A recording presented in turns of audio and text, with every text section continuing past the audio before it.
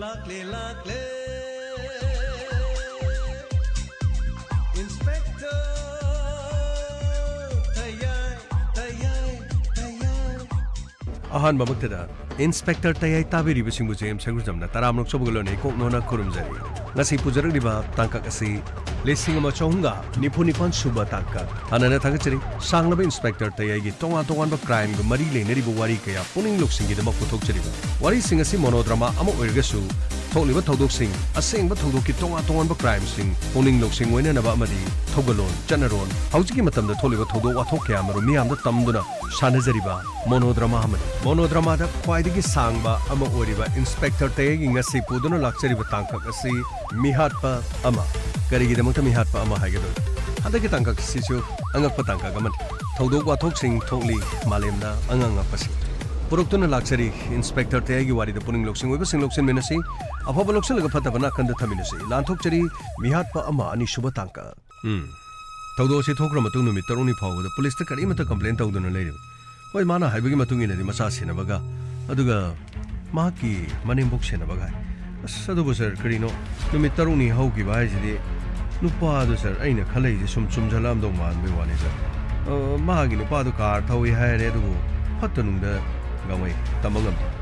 sel kharagi dama gari munabagi dama natraga sel du pining dabagi dama natraga nungaine da balaibagi haibadi mahaki haukiba thodo wa thokharadagi laman khumna nambagi da mami na ngai duna leramadi asadu so chomine sir hojigi matam je tamang ama jana tiko khanbam thokko se kya digam kharbani yongni nupa aduna kari gumba ma sina hawai nupi koina bagi natraga kari no mana lori nupi do adugi matang da phuna ge ba khot ge ba chaina ki leibi jala nupa aduna gari thore mathandaga yumdagi thoga leire ga haibadu da khudong chaba lowduna mo kari no hatok bi ghar jala khangre as khangre sir numit taruni oradi adu sir hatok gibo oradi mo lambi da siba masama leire na mo hairoidro sir numit taruni suradi hoji pawda siba mata laktra gadi sir hati halam dong mande sir adu dani nei na mo khanjalais tongana no pi ma lawruga kari no ma si as leira ba jala sini ai na mo khalis gamai sir ai na sum khanjaba bo sir pare yenga si kari lege habata amabore yumdagi thoki banu ba ma numit taruni hanjalakta ba haibasi aduga magi no pi dunu so khoida kari mata report pidri hoi mahake dabak sangdabaduna aduga khangjedabadagi khoida pidabani na khalas adubu numit taruni di yaba sang afabadi oirumgadaba mandi as khangdre da sir numit taruni sidadi bo patna pumdana hatoktru hunto mataradi as mamit mamai so loina kelamani ne mo police ta soidana mo pau pirak tong male pau piradi mo si bak sang da lokot pa chalo mo hairani ko adagi da si bu mo urani adagi asi bu uraga mo as aina numit phana koina tumba sabe yada basna men man ta de sir karino mi sina siba ka da di masak chi loina thibani ana am phajaba mi so sibu sire de dum thire go as khangde da mi hoiba si so angak pani sira ka na thiba sidringai da na mu phajan angak pani ko unja ji da tawri se khara na ngau tholi khara na mo mohalli khara na mo as khangde de khara na noi chawi khara na mo pungkang kang men man ta de khallo ra di gamai sir wari bo ta phisa na mo mare punta ta tali sidagi mo rahul na mo nok pata kata mo lawi kare no adagi santosh na mo mi wang ga mo chap sang men man ta de kare no khangde aduga kare no medam ta bana mo masak phajai khoi sar na mo masak phajai gamai so do masak phajai hai tare ko sir si so mo khangde ne sira ka na di loina thi ba si do ga ji talli seng na ha ra di sir ai di suksi sijero ga sir gamai sir what we be sir chalo santosh ki manak chedu piro aduga call details recording tholaga kari legi habdi yeks funny sir ai chachar ge sir khangde asiba gi paw mu la ni tawris asumda police na thokiba thodoga dugi mathangda investigation tawba hawkiram amadi call details recording chingthokpa hoki sir good morning gamai sir krino hoje makha thaba se kari tawni sir makha taba hibabu call details record aduga masidagi mahak kana gawari sanaki kadai de sarki tasena mahak yumda mahana tamlam leba pawdu chumleba mahaki gari kadai dele mang ki bana traga phaki borgadi gari suyau kibra kadai de gari hundok lambale imung manung na piram liba gari number adugi khungul leine na ba tonga tuman police station do loin pik yeng batare haujiti call details record mahaki last location sadosna soidna poran oh khangdre da sarkari haigana ai di khanpham la phom khangde makhoi gi imung gi khanmada sir amta sangderge sa sados lo chang sir sida lejare sir kadai ꯃꯍꯥꯛꯁꯦ ꯃꯍꯥꯛꯀꯤ ꯌꯨꯝꯗꯒꯤꯗꯤ ꯃꯍꯥꯛ highway ꯐꯥꯎꯕꯗꯤ ꯊꯣꯛꯂꯦ ꯑꯗꯨꯒꯤ ꯃꯇꯨꯡꯗ ꯃꯍꯥꯛ ꯁꯤꯗꯒꯤ ꯌꯦꯡꯕꯤꯌꯨ sir ꯃꯥꯅ ꯂꯩꯔꯤꯕ ꯗꯤꯁꯇ꯭ꯔꯤꯛ ꯕꯤꯁꯦꯟꯄꯨꯔ ꯗꯤꯁꯇ꯭ꯔꯤꯛ ꯂꯣꯝꯗ ꯑꯣꯀꯦ ꯑꯗꯨꯒ ꯁꯔ ꯃꯥꯒꯤ ꯁꯤꯒꯤ ꯃꯐꯝꯁꯤꯗꯒꯤ ꯐꯣꯟꯁꯦ ꯑꯗꯨꯝ ꯁ꯭ꯋꯤꯆ ꯑꯣꯐ ꯇꯧꯈ꯭ꯔꯦ ꯀꯔꯤ ꯑꯣꯏꯔꯤꯕ ꯐꯤꯕꯝꯁꯤꯅꯗꯤ ꯃꯍꯥꯛꯁꯦ ꯀꯤꯗꯅꯦꯞ ꯇꯧꯕꯒꯨꯝꯕ ꯁꯔ ꯀꯤꯗꯅꯦꯞ ꯇꯧꯕꯒꯤ ꯃꯑꯣꯡꯗꯤ ꯃꯥꯜꯂꯦ ꯑꯦꯅꯤꯋꯦ ꯑꯗꯨꯗꯤ ꯅꯠꯇ꯭ꯔꯒ ꯃꯥꯅ ꯐꯣꯟꯁꯤ ꯃꯐꯝ ꯑꯁꯤꯗꯒꯤ ꯁ꯭ꯋꯤꯆ ꯑꯣꯐ ꯇꯧꯁꯜꯂꯒ ꯆꯠꯄ ꯑꯩꯅ ꯍꯥꯏꯕꯗꯨꯅꯤꯅꯦ ꯁꯔ ꯃꯥꯁꯦ ꯁ꯭ꯋꯤꯆ ꯑꯣꯐ ꯇꯧꯁꯜꯂꯀꯥꯟꯗ ꯀꯔꯤꯅꯣ ꯃꯌꯨꯝꯒꯤ ꯅꯨꯄꯤ ꯑꯉꯥꯡꯒ ꯌꯥꯅꯗꯕꯒꯤ ꯃꯥꯁꯦ ꯃꯌꯨꯝ ꯊꯥꯗꯣꯛꯑꯒ ꯆꯠꯂꯒꯦ ꯀꯥꯏꯅ ꯆꯠꯈꯤꯕ ꯖꯥꯠꯂ ꯈꯪꯗꯦ ꯒꯥꯡꯃꯩ ꯅꯪꯅ ꯉꯔꯥꯡꯗꯒꯤꯅꯤ ꯃꯗꯨ ꯑꯗꯨꯝ ꯍꯥꯏ ꯂꯩꯔꯤꯁꯤ ꯑꯗꯨꯕꯨ ꯅꯪꯅ ꯍꯥꯏꯔꯤꯗꯨꯁꯨ ꯑꯣꯏꯔꯝꯃꯣꯏ ꯍꯥꯏꯅꯤꯡꯉꯥꯏ ꯂꯩꯇꯦ ꯍꯧꯖꯤꯛ ꯑꯣꯏꯔꯤꯕ ꯐꯤꯕꯝꯁꯤꯗꯗꯤ ꯇꯁꯦꯡꯅ ꯍꯥꯏꯔꯒꯗꯤ ꯃꯍꯥꯛꯀꯤ ꯂꯥꯁ ꯂꯣꯀꯦꯁꯟ ꯃꯐꯝ ꯑꯁꯤꯗꯒꯤ ꯇꯁꯦꯡꯅ ꯃꯍꯥꯛꯄꯨ ꯀꯤꯗꯅꯦꯞ ꯇꯧꯗꯨꯅ ꯄꯨꯈꯤꯕ꯭ꯔꯥ ꯅꯠꯇ꯭ꯔꯒ ꯃꯍꯥꯛꯅ ꯐꯣꯟꯁꯤ ꯃꯨꯠꯊꯠꯈꯤ ꯌꯥꯎꯅ ꯃꯨꯠꯊꯠꯂꯤꯕ꯭ꯔꯥ ꯁꯟꯇꯣꯁ ꯁꯔ ꯑꯗꯨꯗꯤ ꯃꯥꯒꯤ ꯁꯤꯗ ꯀꯣꯜ ꯗꯤꯇꯦꯜꯁ ꯔꯦꯀꯣꯔꯠ ꯌꯥꯎꯔꯤꯕꯁꯤꯗꯒꯤ ꯋꯥꯔꯤ ꯁꯥꯟꯅꯈꯤꯕꯁꯤ ꯁꯔ ꯃꯥꯒꯤ ꯑꯇꯩ ꯁꯤꯒꯤ ꯅꯝꯕꯔꯁꯤꯡ ꯑꯁꯤ ꯃꯔꯨꯞ ꯃꯄꯥꯡ ꯋꯥꯔꯤ ꯁꯥꯟꯅꯕ ꯁꯔ ꯑꯗꯨꯒ ꯁꯔ ꯁꯤꯗꯩꯗ ꯅꯝꯕꯔ ꯑꯇꯣꯞꯄ ꯆꯤꯡꯅꯅꯤꯡꯉꯥꯏ ꯑꯣꯏꯕꯗꯤ ꯑꯃꯠꯇ ꯌꯥꯎꯗꯦ ꯀꯣꯜ ꯇꯧꯕ ꯃꯇꯝꯗ ꯑꯌꯥꯝꯕꯅ ꯃꯔꯨꯞ ꯃꯄꯥꯡ ꯑꯣꯏꯕ ꯉꯥꯛꯇꯅꯤ ꯑꯗꯨꯒ ꯁꯤꯗ ꯂꯩꯔꯤꯁꯤꯡꯁꯤ ꯆꯤꯡꯅꯕ ꯊꯣꯏꯅ ꯌꯥꯎꯗꯦ ꯑꯗꯨꯒ ꯈ꯭ꯋꯥꯏꯗꯒꯤ ꯉꯛꯐꯝꯗꯤ ꯁꯔ ꯃꯥꯒꯤ ꯁꯤꯗ ꯌꯥꯎꯔꯤꯕ ꯅꯝꯕꯔꯁꯤꯡꯁꯤ ꯀꯣꯜ ꯇꯧꯔꯒ ꯑꯃꯃꯝ ꯂꯣꯏꯅ ꯍꯪꯕ ꯃꯇꯝꯗ ꯃꯍꯥꯛꯄꯨ ꯈꯪꯗꯦ ꯍꯥꯏꯕ ꯑꯃꯠꯇ ꯌꯥꯎꯗꯦ ꯍꯥꯏꯕꯗꯤ ꯃꯍꯥꯛꯄꯨ ꯃꯨꯟꯅ ꯈꯪꯕ ꯉꯥꯛꯇꯅꯤ ꯃꯍꯥꯛ ꯊꯃꯣꯏ ꯁꯦꯡꯕ ꯌꯥꯝꯅ ꯁꯤꯟꯁꯔ ꯑꯣꯏꯕ ꯑꯗꯨꯒ ꯁꯔ ꯑꯃꯅ ꯁꯤꯗ ꯂꯩꯔꯤꯕ ꯅꯝꯕꯔꯁꯤꯡꯁꯦ ꯅꯨꯄꯤ ꯑꯃꯠꯇꯒꯤ ꯅꯝꯕꯔ ꯌꯥꯎꯗꯦ ꯀꯔꯤ ꯍꯥꯏꯕ ꯅꯨꯄꯤ ꯑꯃꯠꯇꯒꯤ ꯅꯝꯕꯔ ꯃꯥꯅꯤ ꯁꯔ ꯑꯗꯨꯗꯤ ꯑꯇꯣꯞꯄ ꯑꯦꯛꯁꯇ꯭ꯔꯥ ꯃꯦꯔꯤꯇꯦꯜ ꯑꯦꯐꯤꯌꯔꯁ ꯑꯁ ꯀꯔꯤꯅꯣꯅꯦ ꯁꯟꯇꯣꯁ ꯅꯪꯅ ꯍꯥꯏꯔꯤꯗꯣ ꯆꯨꯝꯃꯕ꯭ꯔꯅꯦ ꯑꯩꯗꯤ ꯅꯨꯄꯤ ꯑꯃꯒ ꯄꯨꯔ ꯆꯠꯂꯝꯗꯧ ꯃꯥꯜꯂꯤꯗ ꯒꯥꯡꯃꯩ ꯁꯔ ꯀꯔꯤꯅꯣ ꯅꯪꯅ ꯀꯦꯁꯁꯤꯗ ꯑꯗꯨꯝ ꯅꯨꯄꯤ ꯄꯛꯁꯜꯂꯒ ꯂꯩꯔꯤꯁꯤꯕꯣ ꯁꯔ ꯍꯧꯖꯤꯛꯀꯤ ꯃꯇꯝꯗ ꯌꯥꯝꯅ ꯇꯧꯅꯕꯗꯨꯗ ꯁꯔ ꯀꯔꯤ ꯍꯥꯏꯒꯗꯕꯅꯣ ꯈꯪꯗꯦ ꯁꯨꯃꯥꯏꯅ ꯇꯧꯕꯁꯤꯗ ꯅꯨꯄꯤꯗꯨꯒ ꯌꯥꯅꯗꯕꯒꯤ ꯃꯥꯒꯤ ꯑꯦꯛꯁꯇ꯭ꯔꯥ ꯃꯦꯔꯤꯇꯦꯜ ꯑꯦꯐꯤꯌꯔꯁ ꯂꯩꯕꯒꯨꯝꯕ ꯍꯣꯏꯅꯦ ꯆꯨꯝꯃꯤꯅꯦ ꯑꯗꯨ ꯑꯗꯨꯒꯨꯝꯕ ꯃꯇꯝꯁꯨ ꯑꯗꯨꯝ ꯂꯩ ꯑꯗꯨꯕꯨ ꯀꯦꯁ ꯑꯁꯤꯗꯗꯤ ꯑꯩ ꯊꯣꯏꯅ ꯃꯗꯨ ꯎꯗꯦ ꯑꯗꯨꯒ ꯃꯍꯥꯛꯀꯤ ꯅꯨꯄꯤ ꯂꯥꯛꯂꯝꯂꯤꯕꯗꯨꯁꯨ ꯑꯗꯨꯝ ꯃꯑꯣꯡ ꯍꯥꯗꯦ ꯊꯣꯏꯅ ꯍꯦꯟꯅ ꯃꯍꯥꯛ ꯃꯄꯨꯔꯣꯏꯕꯒ ꯌꯥꯅꯗꯕ ꯅꯨꯄꯤ ꯑꯃꯗꯤ ꯃꯥꯟꯗꯦ ꯌꯥꯝꯅ ꯂꯨꯔꯤ ꯑꯗꯨ ꯑꯣꯏꯔꯒꯗꯤ ꯇꯣꯉꯥꯟ ꯇꯣꯉꯥꯟꯕ ꯄꯨꯂꯤꯁ ꯁ꯭ꯇꯦꯁꯟꯁꯤꯡꯗꯒꯤ ꯍꯥꯏꯕꯗꯤ ꯑꯁꯤꯕ ꯍꯛꯆꯥꯡ ꯂꯩꯔꯝꯕꯒꯨꯝꯕ ꯑꯗꯨꯒ ꯂꯝꯕꯤꯗ ꯒꯥꯔꯤ ꯍꯨꯟꯗꯣꯛꯂꯝꯕꯒꯨꯝꯕ ꯁꯔ ꯑꯗꯨꯒꯨꯝꯕ ꯄꯥꯎꯗꯤ ꯍꯧꯖꯤꯛ ꯐꯥꯎꯕꯒꯤꯗꯤ ꯑꯃꯠꯇꯗꯤ ꯂꯥꯛꯄ ꯂꯩꯇ꯭ꯔꯤ ꯁꯔ ꯑꯗꯨꯕꯨ ꯀꯗꯥꯏꯗ ꯊꯤꯒꯅꯤ ꯃꯍꯥꯛ ꯑꯩꯈꯣꯏꯅ ꯈꯣꯡꯒꯨꯜ ꯂꯤꯕ ꯌꯥꯕ ꯂꯤꯒꯗꯧꯔꯤꯁꯤ ꯃꯍꯥꯛꯀꯤ ꯃꯔꯨꯞ ꯃꯄꯥꯡꯁꯤꯡꯁꯨ ꯑꯌꯥꯝꯕꯅꯁꯨ ꯐꯣꯟ ꯔꯦꯁꯄꯣꯟꯁ ꯇꯧꯏ ꯑꯗꯨꯒ ꯃꯍꯥꯛꯀꯤ ꯃꯔꯝꯗ ꯐꯅ ꯂꯣꯏ ꯍꯥꯏ ꯀꯔꯤꯒꯨꯝꯕ ꯀ꯭ꯂꯨ ꯑꯃꯠꯇ ꯂꯩꯇꯦ ꯑꯩꯈꯣꯏꯅ ꯀꯦꯁ ꯑꯃ ꯄꯥꯏꯈꯠꯄ ꯃꯇꯝꯗ ꯀ꯭ꯂꯨ ꯑꯃꯠꯇ ꯂꯩꯇꯕ ꯀꯦꯁꯅꯤ ꯃꯁꯤꯅꯤ ꯑꯃꯝꯕꯗ ꯇꯦꯟꯅ ꯀꯥꯞꯄ ꯄꯥꯟꯒꯗꯧꯔꯤꯕ ꯇꯥꯔꯒꯦꯠ ꯃꯐꯝ ꯂꯩꯇꯕ ꯃꯐꯝꯅꯤ ꯊꯤꯒꯗꯧꯔꯤꯕꯁꯤ ꯑꯉꯛꯄ ꯑꯣꯏꯒꯗꯧꯔꯤ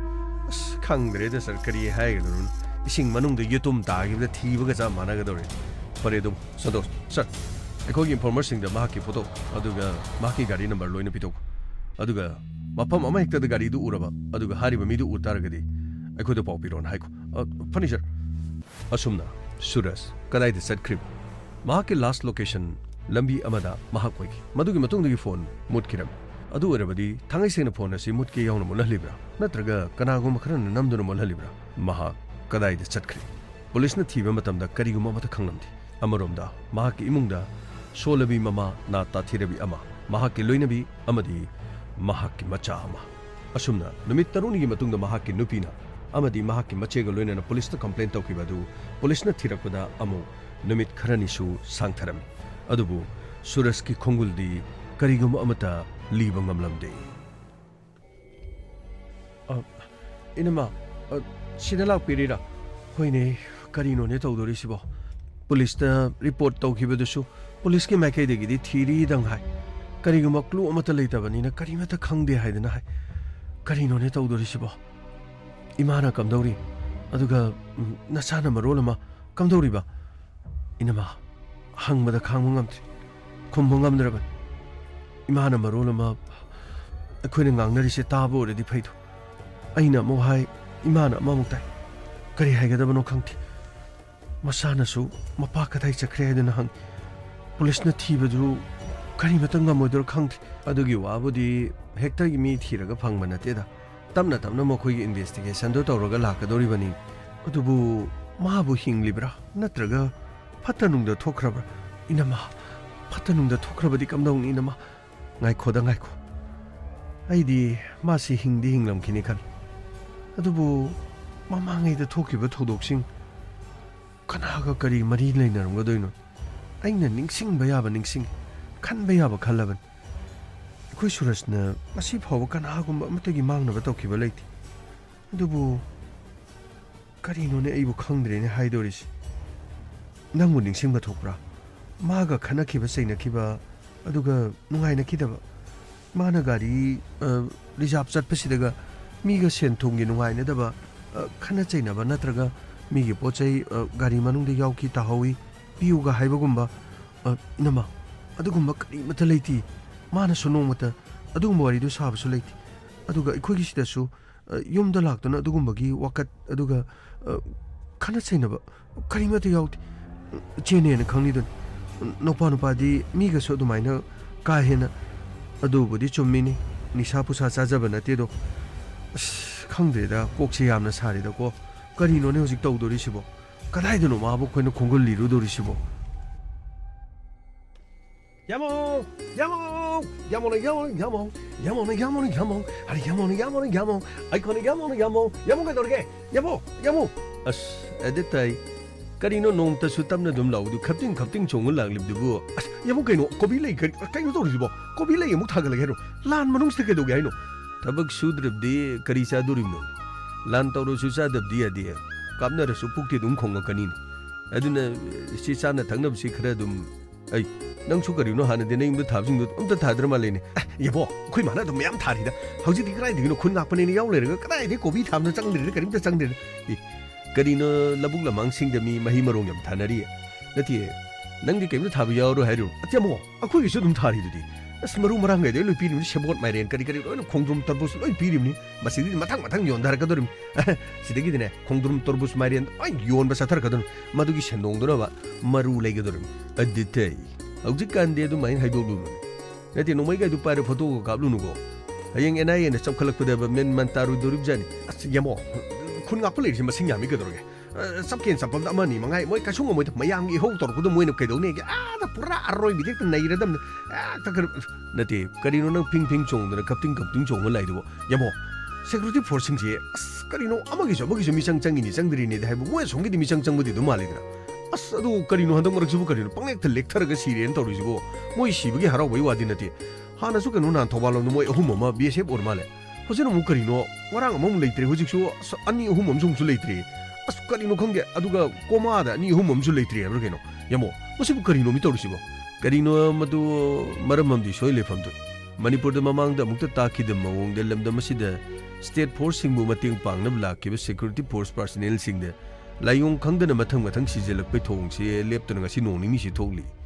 ꯍꯧꯖꯤꯛ ꯐꯥꯎꯕꯗ ꯂꯥꯏꯑꯣꯡ ꯈꯪꯗꯅꯕ ꯑꯅꯥꯕꯁꯤꯡꯅ ꯁꯤꯈꯤꯕ ꯁꯦꯀ꯭ꯌꯨꯔꯤꯇꯤ ꯐꯣꯔꯁꯀꯤ ꯃꯅꯨꯡꯗ ꯕꯣꯔꯗꯔ ꯁꯦꯀ꯭ꯌꯨꯔꯤꯇꯤ ꯐꯣꯔꯁꯀꯤ ꯄꯔꯁꯣꯅꯦꯜ 3 ꯑꯃ ꯑꯁꯥꯝ ꯔꯥꯏꯐꯜꯁꯀꯤ ꯄꯔꯁꯣꯅꯦꯜ 3 ꯄꯨꯟꯅ 6 ꯁꯨꯈ꯭ꯔꯦ ꯑꯗꯨꯒ ꯍꯧꯈꯤꯕ ꯖꯅꯋꯥꯔꯤꯒꯤ ꯇꯥꯡ 13 ꯑꯗꯨꯒ 13ꯗ ꯊꯧꯕꯥꯜ ꯗꯤꯁꯇ꯭ꯔꯤꯛꯀꯤ ꯗꯤꯄꯨꯇꯤ ꯀꯃꯤꯁꯅꯔ ꯑꯣꯐꯤꯁꯀꯤ ꯀꯝꯄ꯭ꯂꯦꯛꯁꯇ ꯕꯣꯔꯗꯔ ꯁꯦꯀ꯭ꯌꯨꯔꯤꯇꯤ ꯐꯣꯔꯁꯀꯤ ꯄꯔꯁꯣꯅꯦꯜ 3 ꯃꯊꯪ ꯁꯤꯈꯤꯕꯒꯤ ꯊꯧꯗꯣꯛ ꯊꯣꯛꯈ꯭ꯔꯦ ꯖꯅꯋꯥꯔꯤꯒꯤ ꯇꯥꯡ 13 ꯑꯗꯨꯒ ꯑꯌꯨꯛ ꯄꯨꯡ 9:30 ꯇꯥꯕ ꯑꯗꯨꯋꯥꯏꯗ ꯗ꯭ꯌꯨꯇꯤ ꯇꯥꯕ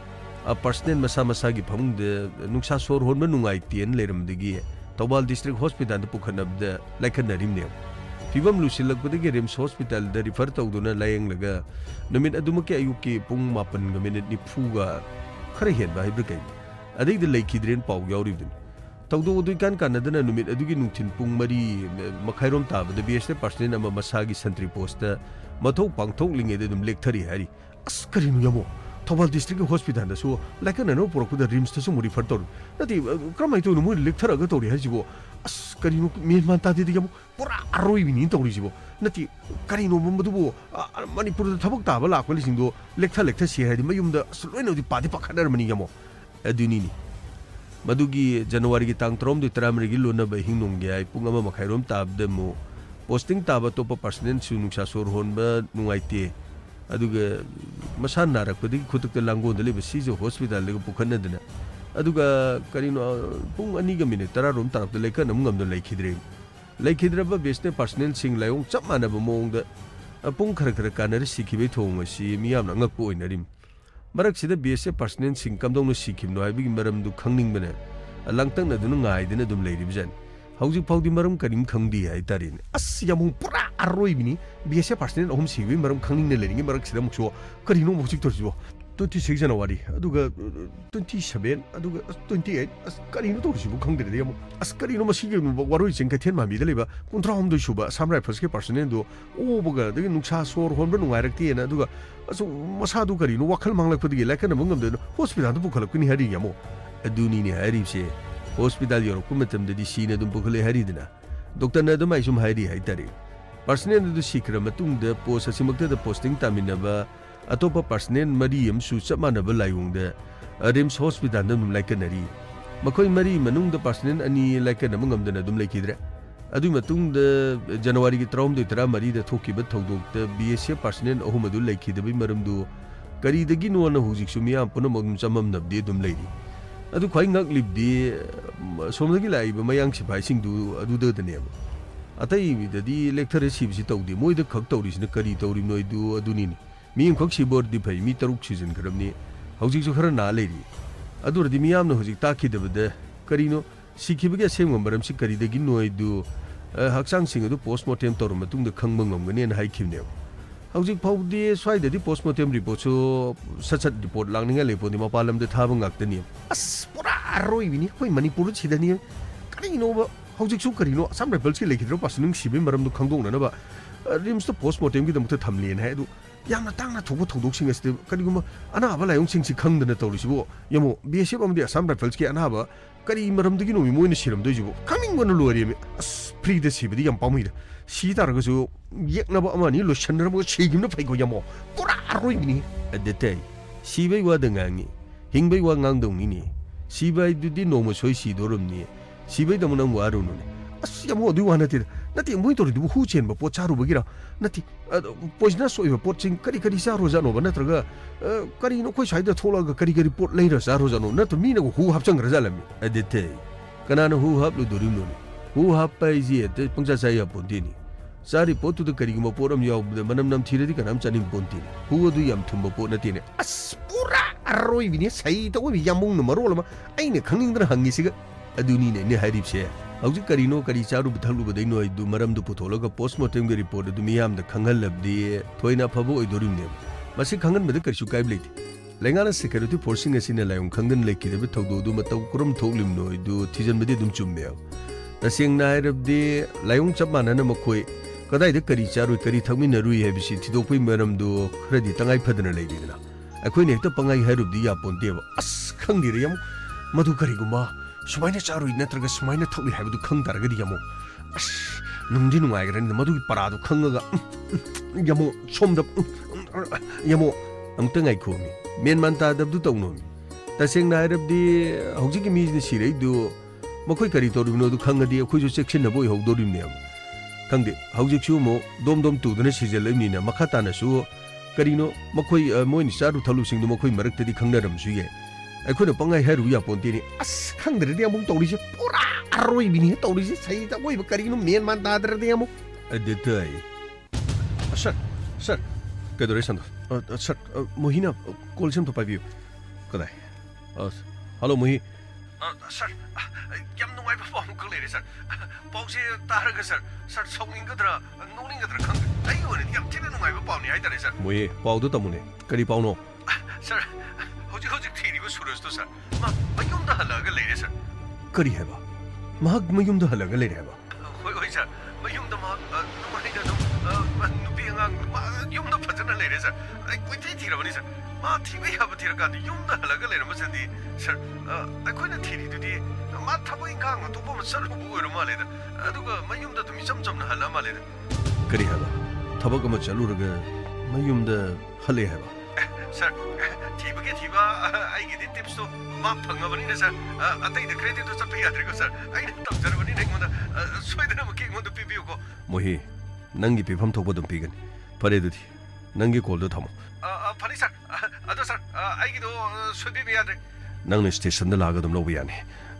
phani sir ai soidana lag jar gi sir atak di as lo ga ya da bane atai sen thok da bane thabok su phong le da bane sir case si jo handak ti akhoi yaw gaw do som taw gi bi da ba sir mafam khangna yare mohi nang anytime la pa ya phani sir ai tham jare sir krino sir tari ba phosi bo sir gamai yum da hale hari krino ne ma ne yum da hale hari som da no ko thi thi da na le ra sir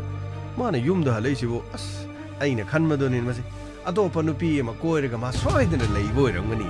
ꯑꯗꯨꯗꯒꯤꯗꯤ ꯃꯥ ꯃꯇꯝ ꯈꯔ ꯅꯨꯄꯤꯗꯨꯒꯤ ꯃꯅꯥꯛꯇ ꯂꯩꯔꯒ ꯑꯃꯨꯛ ꯁꯣꯝꯗ ꯅꯨꯄꯤ ꯑꯉꯥꯡ ꯋꯥꯔꯧꯗꯅꯕ ꯑꯃꯨꯛ ꯅꯨꯄꯤ ꯃꯅꯥꯛꯇ ꯑꯃꯨꯛ ꯂꯥꯛꯄ ꯑꯣꯏꯔꯝꯒꯅꯤ ꯃꯗꯨ ꯒꯥꯡꯃꯩꯅ ꯑꯝꯇꯪ ꯃꯥꯕꯨ ꯋꯥꯇꯤꯟ ꯄꯤꯖꯔꯒ ꯑꯝꯇꯪ ꯁꯟꯗꯔꯗꯤ ꯐꯗꯧꯗꯤ ꯃꯥꯜꯂꯤꯗ ꯒꯥꯡꯃꯩ ꯁꯔ ꯐꯔꯦ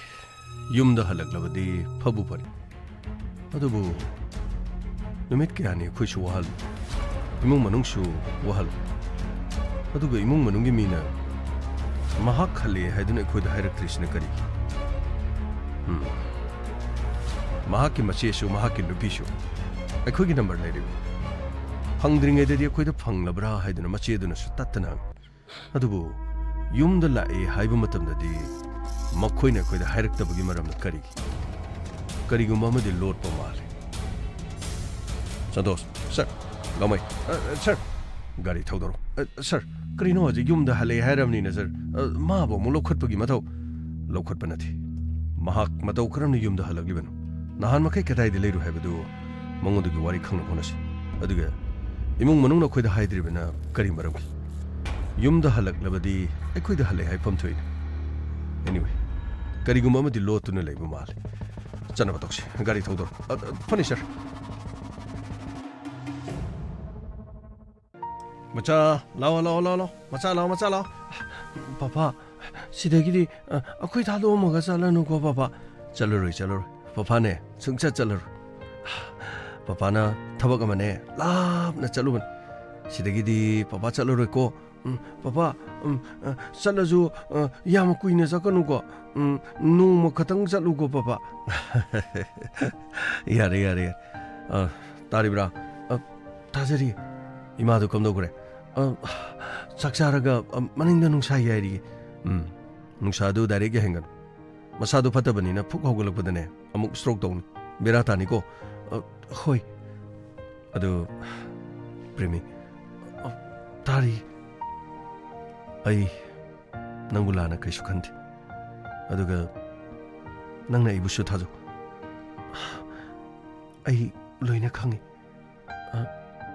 ꯑꯩꯅ ꯊꯥꯖꯗꯕ ꯀꯔꯤꯁꯨ ꯂꯩꯇꯦ. ꯑꯗꯨꯒ ꯍꯧꯈꯤꯕ ꯄꯨꯝꯅꯃꯛ ꯌꯥꯔꯦ. ꯍꯧꯈꯤꯕ ꯍꯥꯏꯕꯗꯤ ꯍꯧꯈ꯭ꯔꯕꯅꯤ. ꯄꯥꯁ ꯏꯁ ꯄꯥꯁ. ꯃꯗꯨꯗ ꯅꯤꯡꯁꯤꯡꯅꯔꯨꯔꯒ ꯀꯔꯤ ꯀꯥꯟꯅꯗꯧꯔꯤꯒꯦ? ꯍꯧꯖꯤꯛꯇꯤ ꯅꯪ ꯑꯩꯒꯤ ꯑꯅꯧꯕ ꯄꯨꯟꯁꯤ ꯑꯃ. ꯑꯩ ꯅꯪꯕꯨ ꯀꯔꯤꯃꯠꯇ ꯋꯥꯔꯧꯕ ꯂꯩꯇꯦ. ꯑꯗꯨꯒ